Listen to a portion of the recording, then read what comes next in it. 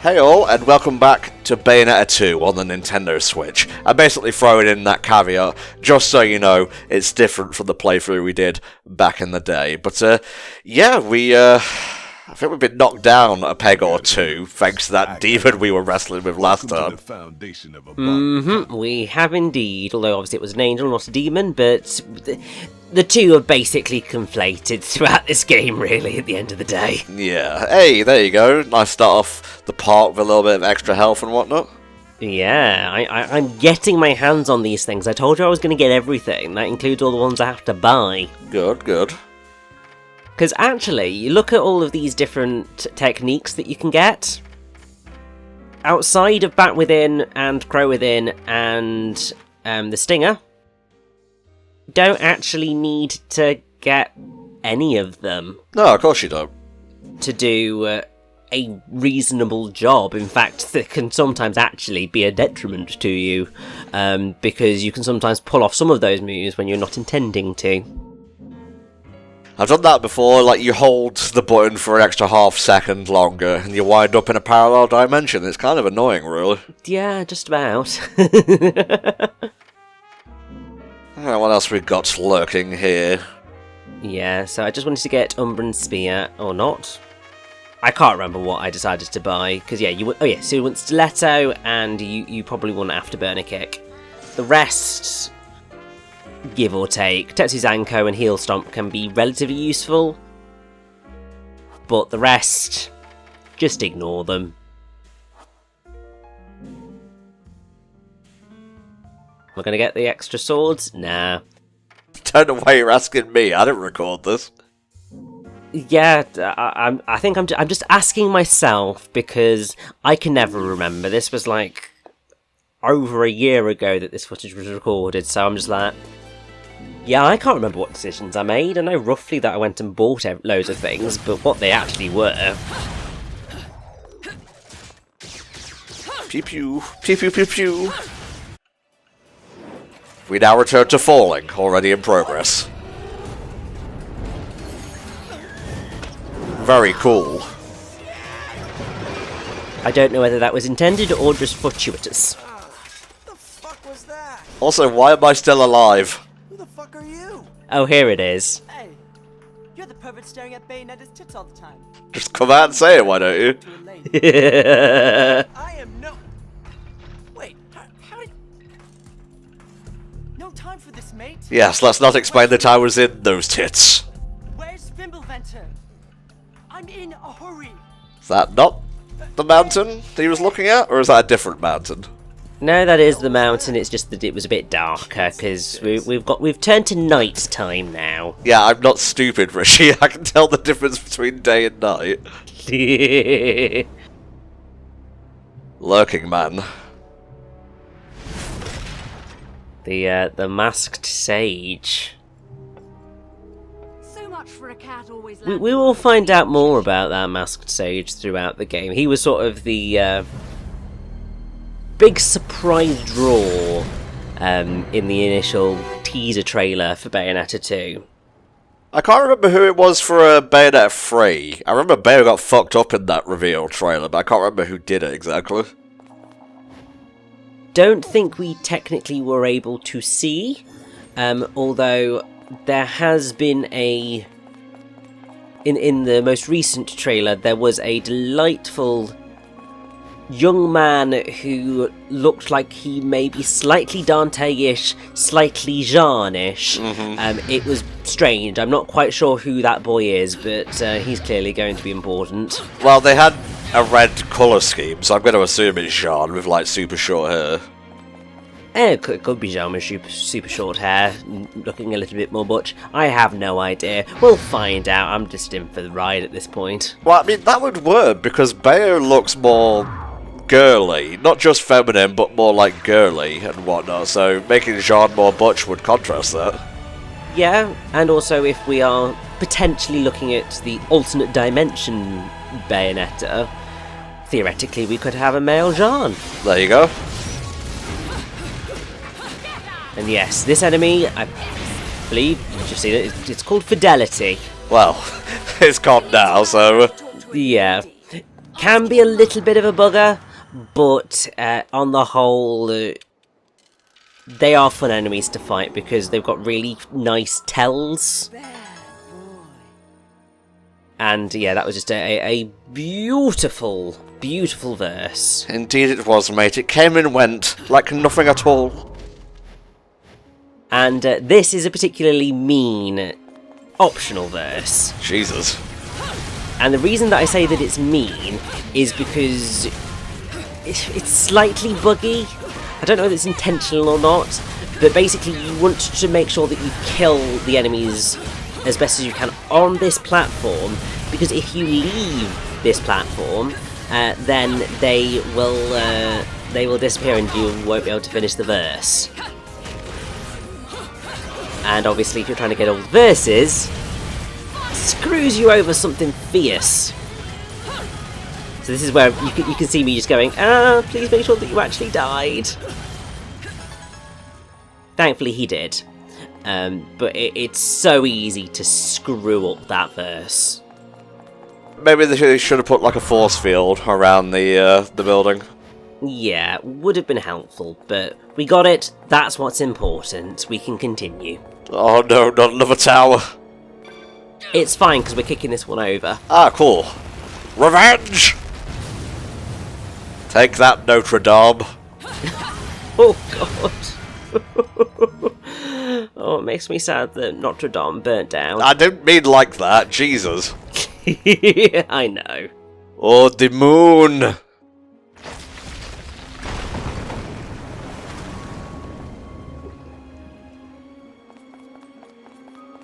Yep, I was just going, right.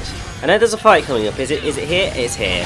And actually this introduces probably my least favourite, well, it's not even a favourite, my biggest frustration with the enemy design in Bayonetta 2 is that some of them have shields and major super armour. And the way that obviously you're intended to get around that is to use your Wicked Weaves to break through, or to do a couple of times so that you can sort of sneak in and sort of rip it open, or, you know, to make use of Witch Time. My god, it can break up the flow. Because sometimes, like, you're hitting enemies and they're just like, ding! And it's like, that's mean. It could be worse. They could have exploding shields like Monsoon. Wait, no, not Monsoon? Sundowner, yeah, there we go. I mean, yes, that would be really cruel, but still. I think it's just one of those things of when you start introducing ways that break up the flow of the gameplay that you've sort of masterfully created, that's where sort of the problem comes in, because Bayonetta is all about attack, dodge. When you come into things that are just sort of going, block, no you can't hit me, it just disrupts that beautiful dance. Well, your job is to, you know, reinterpret the dance that the enemy is giving, get through their defences and take them out without breaking the flow. That is true. And that is fair. Destroyed with facts and logic. I just don't like enemies that can block me. That's that's basically my answer to that. That's fair, mate. We all have, like, pet peeves when it comes to Vidya enemies. Mine are just ones that go invincible for a certain amount of time. Shockwaves, that's a big one. It always has been, really. Yeah. Shockwave's definitely not fun. There are more than a few shockwavey enemies in Near Replicant version 1.22 something or other. They're interesting. I mean, I have to say, I did really enjoy Near Replicant and going through all of the different stories. Made me happy, it did. Good. Don't know why you suddenly start talking like a pirate there, but good for you. It's my weird-ass accent that just decides sometimes that it's going to randomly change into different dialects for no good reason. We're both from the same city, though. What sense does that make? I know, it's ridiculous. It is actually ridiculous. But there we go. I think it's because there's for some reason my brain's got a slight chameleon circuit in it. Ah, I see. So it for some reason every now and again just likes to pick up different bits of accents and different phrases and different dialects, and then go, yeah, you're going to say it in this way now. It's like, okay, brain, you do that. Editor's note: the chameleon circuit was a part of the Doctor's TARDIS in Doctor Who, and when his TARDIS landed in 1960 whatever, it disguised itself as a police box and got stuck like that, which is why it looks like a police box to this very day. Mm-hmm. Bit of a long note, but you get my point. I do love Doctor Who, although obviously both me and Tom, I think, our opinions of recent Doctor Who is not necessarily the best. I don't want to get into it. Oh. What the fuck? Oh, it blew up. That's fine. Oh my god. Yep, we have another Urbane. And this is actually, I think, one of those instances that the game has. I don't know whether I mentioned it in the prologue because I was talking too quickly over everything. There's a couple of instances where if you press the dodge button in the cutscene at the moment where you would dodge, you automatically go into witch time as you start the next fight. Ooh. So it's a nifty little technique that you can use to give yourself a bit of an advantage.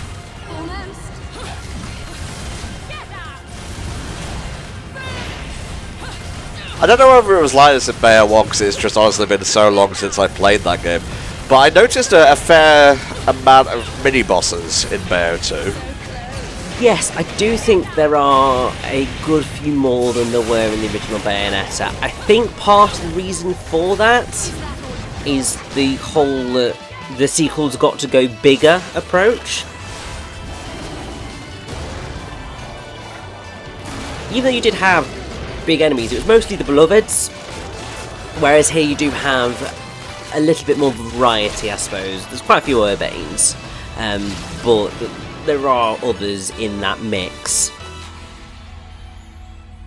I suppose probably because those are the slightly bigger, more challenging enemies. It's like, well, you kind of got to face more of them because you've got to make this seem like it is a harder challenge than the original game to Bayo, even though obviously it's an easier challenge to the players. Got some big old fists here. Mm-hmm, and I'm just going to try and get that crow, because I need my Umbran Tears of Blood, thank you very much. I know, mate, it's a collectible, we gotta get them. In your own time, though, I ain't got all fucking day. Don't worry, it's never going to be as bad as the jumping to try and get on top of a platform in Okami. That's never happening again. I think I might have blocked that out. No, I will remember that until the day I die. I still haven't gone back to it since the last time we spoke, by the way. God damn you, get to it, it's amazing! Well, I'm sorry, today I got paid, so I treated myself to a bit of Tetris Effect Connected for the Switch. That's pretty hype. I also got the Pokemon games for next year, when we did the playthroughs. Fair. And I still haven't finished Okami by the end of that sentence. So. What's the next game on your agenda, mate? Well, so I'm currently playing through Kenna Bridge of Spirits. Very cool. And having a nice time, but I can see what your sort of thought process was in it going, it's alright. Was hoping it would be magical and special. But it's okay. And then after that, it is Scott Pilgrim versus the World of the Game. Very cool. Forget you stupid bird! Then it will be doing the lovely re-record of the Wonderful 101. Thank God. And then it will be Pokemon Legends Arceus. Very cool. And then after that, I have no bloody clue. Yeah, I guess we'll see what next year brings us. It's promising some treaty treats, so I'm looking forward to it. Also, speaking of Kena Bridge of Spirits, look out for the playthrough featuring Rich and I in January. Hey! What is on the mountain? My My head feels like it's gonna burst. Oh fuck, not this again. What a place to have a headache. I have to get to that mountain.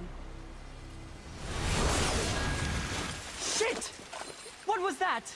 It was a giant spear sword coming right for your head because this guy wants you dead. Yeah, apparently so. Nice mask, mate. Headed to that witch's party. Not the best costume I've ever seen, but she doesn't seem like the picky type. Just don't get in my way. Don't think he's really one for banter. Definitely not. So you are going to her party. Quite the popular one, isn't she? Sorry, mate, but I haven't the fucking slightest. Haven't seen her in ages.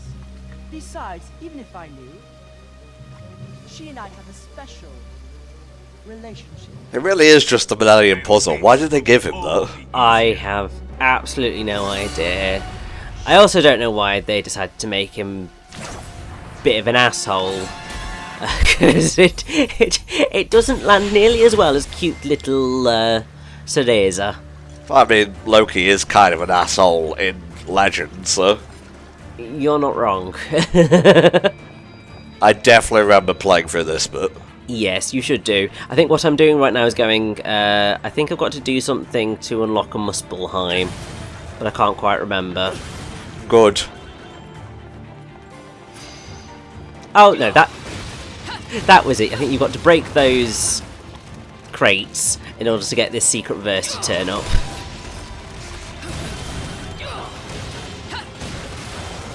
Otherwise, you can basically just run straight past it. Yeah, that's a platinum standard right there.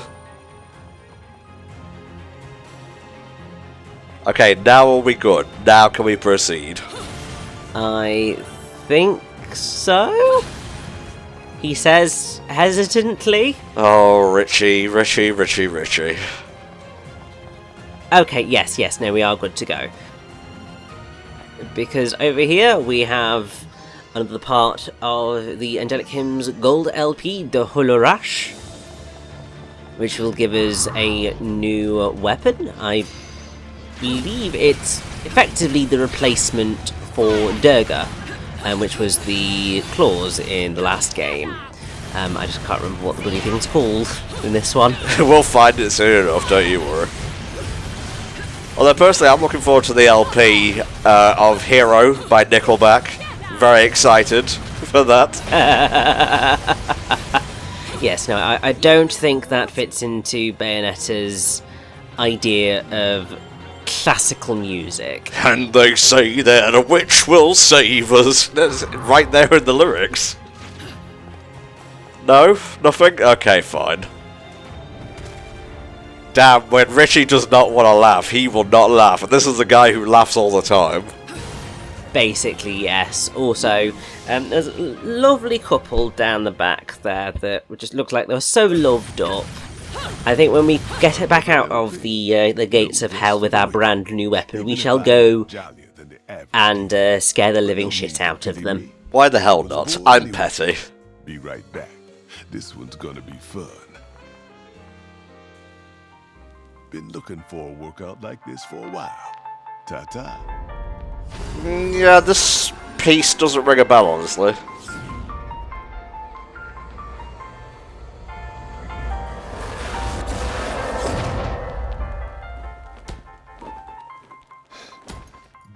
The Holorash is sung by the Queen of the Night in Mozart's opera, well, one of them anyway, which is, oh god, the Magic Flute. That's the name of the opera.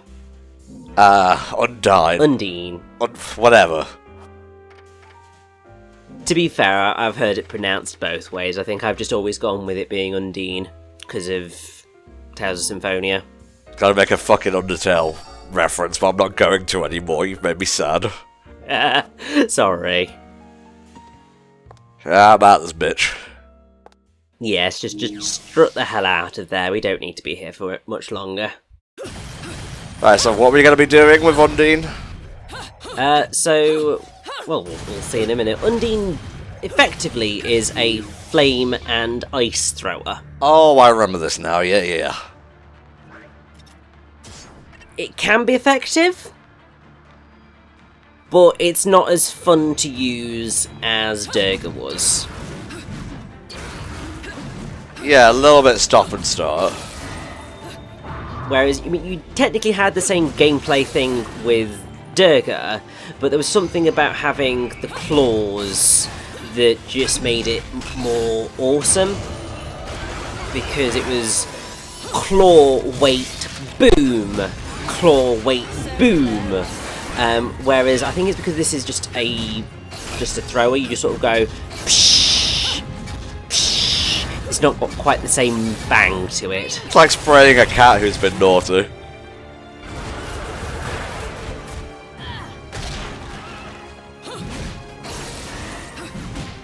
Nice little bonus verse there, Rich.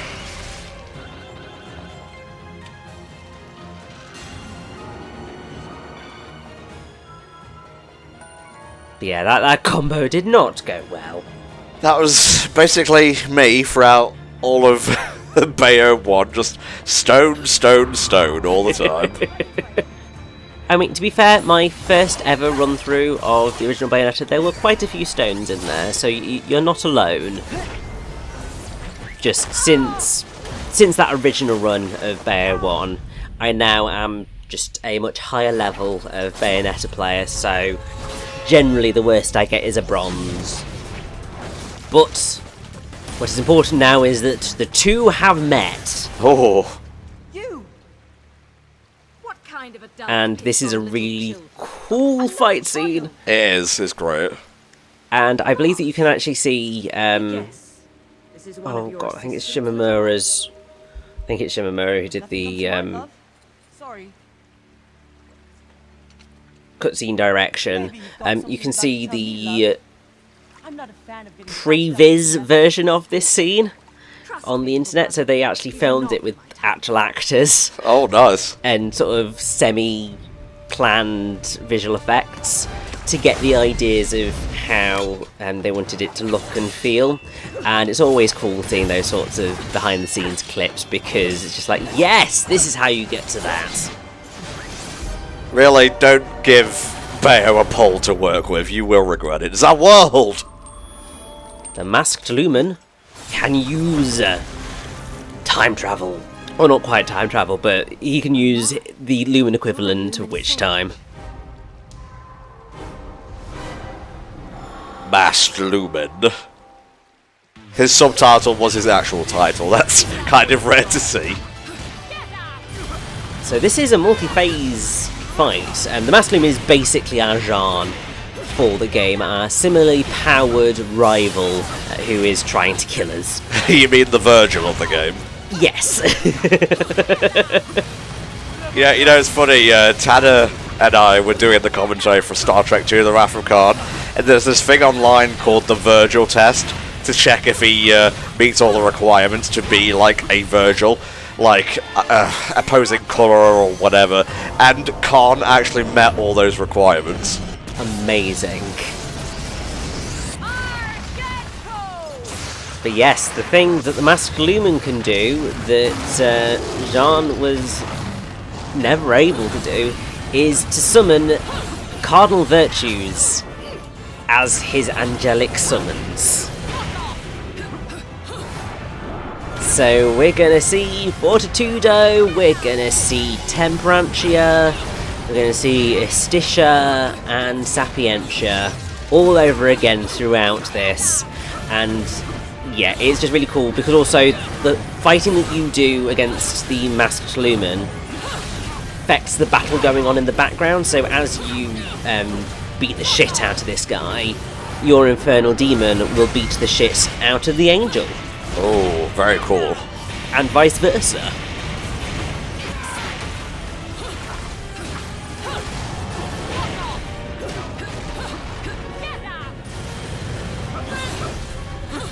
Just enjoying the battle in the background, really.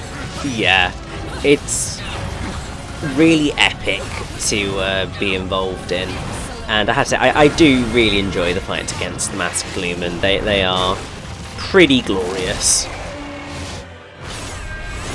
Oh,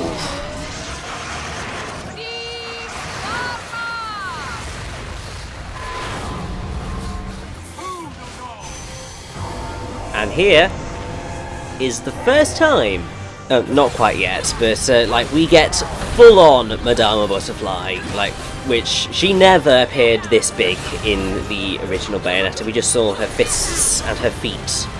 Now we get every inch of her incredibly huge beauty. Indeed, giant woman and all that. So I know Bowser replaces certain bits if he's using that one amiibo costume. I'm assuming he doesn't appear in his glory here. No, unfortunately not. It's only your punches and kicks that are Bowserified. Would have been bloody cool if they'd managed to get Bowser to turn up here, but I think that probably would have been a step too far. Maybe, yeah, that would probably take him right out of the game. I mean, not in terms of that, I mean more in terms of the programming of it all. Because the reason that they can get around with the fists and stuff is because it's basically the same skeleton. Whereas obviously, if you tried to fit Bowser into Madama Butterfly's skeleton, I think you might have a few problems. And now we get to play as Madama Butterfly in a sort of pseudo Punch-Out situation. It's maybe a little bit more Rock'em Sock'em robots, but it's still quite fun.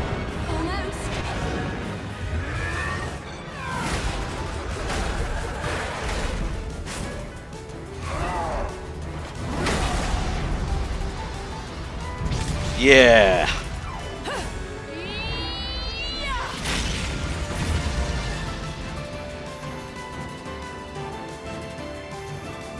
I think that went rather well, don't you? I mean, we blew up most of the town, but it happens. Clean fight too, mate. You took so little damage, yet I would have thought you would have gotten platinum there. I know, but it's everything else. But still, the overall chapter was a platinum, and that's what's important. Indeedy so, mate. Alright guys, that's your lot of Bayo 2 for today. We'll see you next time, when the adventure continues, and who knows, maybe we'll run into the Lumen Sage again down the line. Bye for now.